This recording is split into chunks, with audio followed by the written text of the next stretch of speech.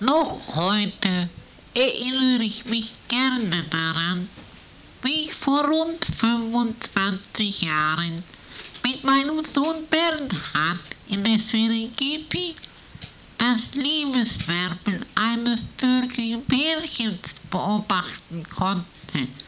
Es klingt mir heute noch in den Ohren, wie das türkische Männchen rief: "Ükük, Ükük." Kurz daraufhin antwortete das Weibchen mit herzlicher Stimme: "Ükük, Ükük."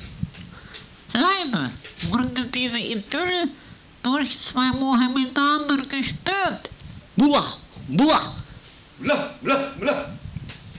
Das türkische Mädchen spreizte seine Nackenhaare und antwortete mit einem Üts, Fütz.